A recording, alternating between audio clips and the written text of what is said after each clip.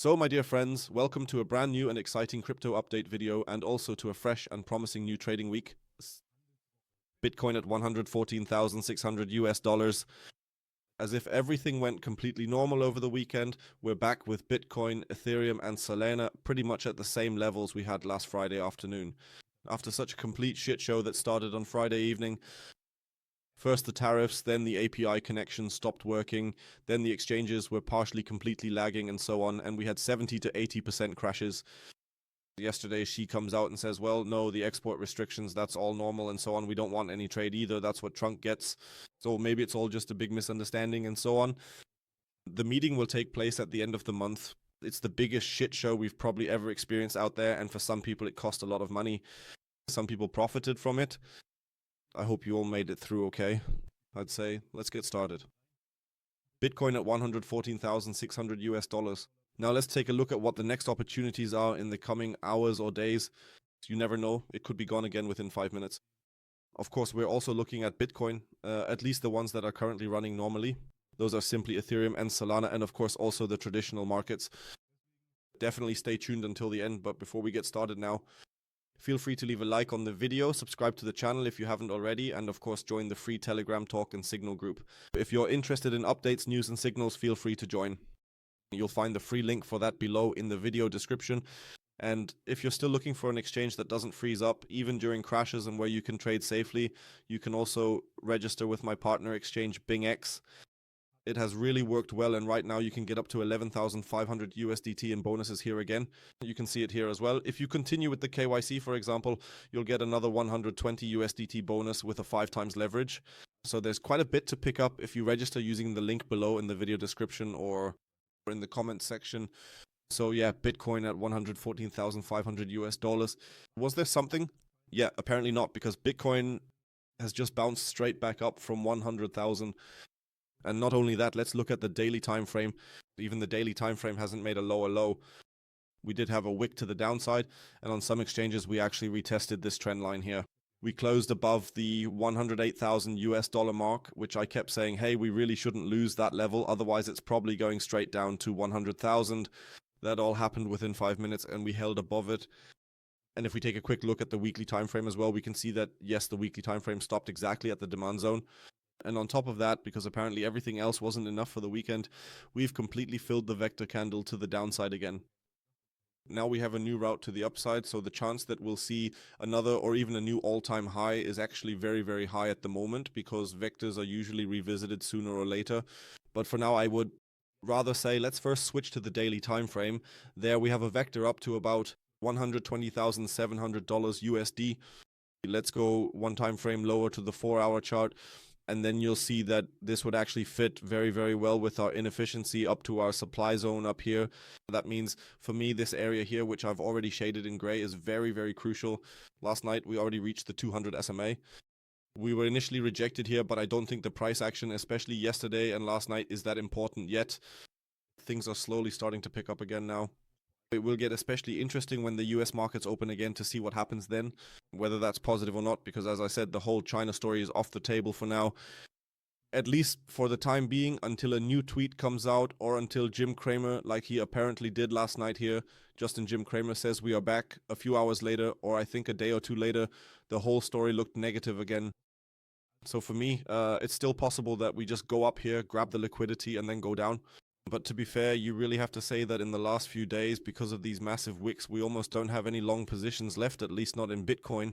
So if there are any high-level rich positions, they're basically out by now. The chance for an altcoin season has probably never been as big as it is now. So after so much has been flushed out, you can really assume that. Bitcoin funding rates are now also back in negative territory, in some cases even down to minus 0.026. We have been much, much lower than that before, but still, we're staying negative here. And now let's take a quick look at the updated heat map as well.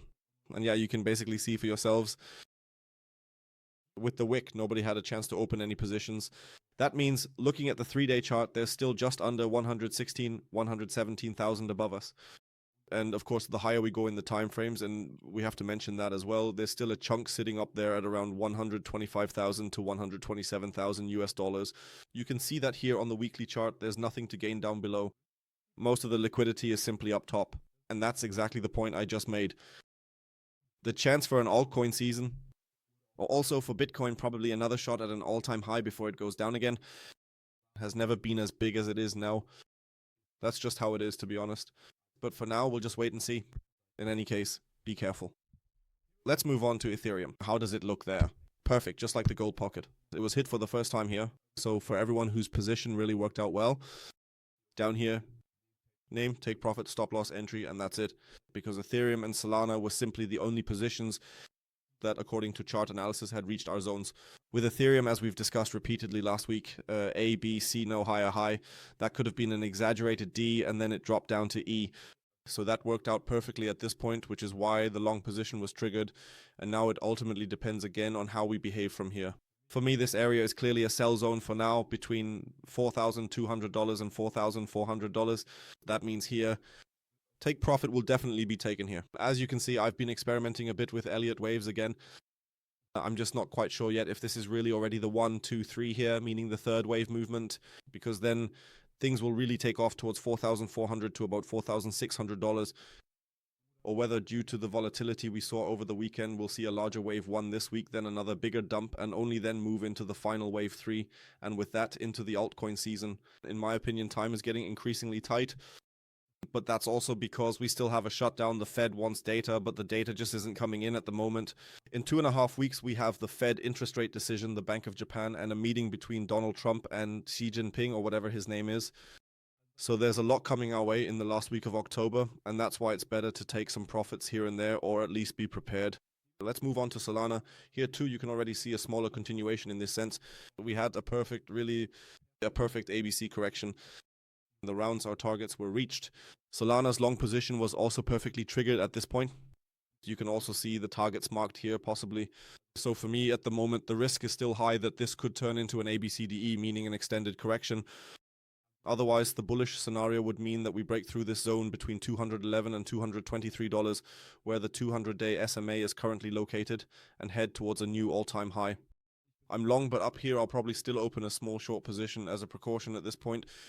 Alright, then let's take another look. What are the rest doing, like Bitcoin, Chainlink, and so on?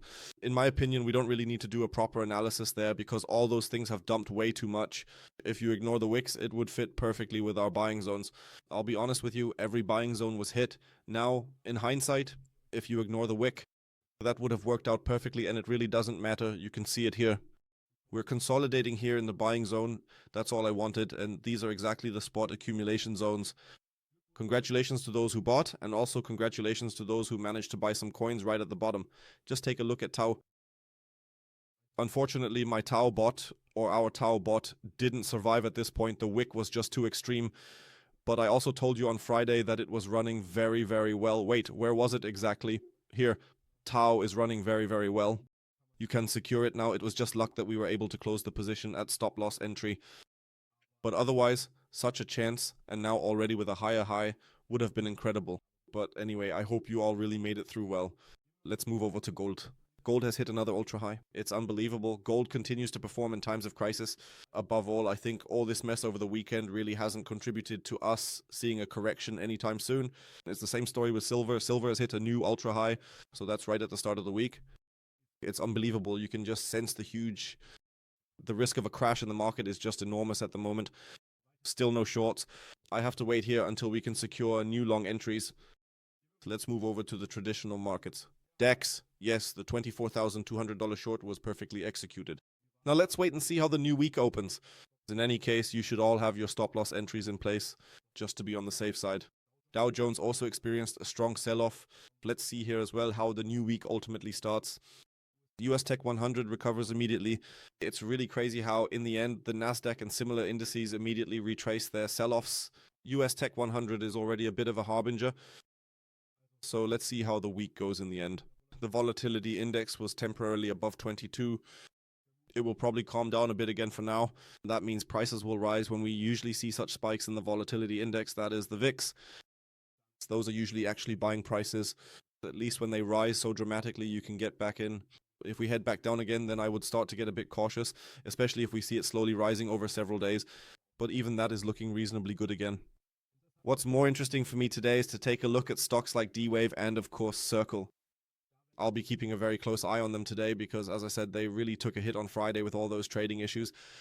Either we get another small washout here. You can already see the $118 to $95 range, which actually wouldn't be my primary scenario. But, well, let's just leave it at that. That remains to be seen. Or we get a complete move upwards now. Because we've seen that the crypto market is easily manipulated, it's quite vulnerable. 20 billion, at least that's what they said, though I still suspect it's more than 20 billion that got flushed out.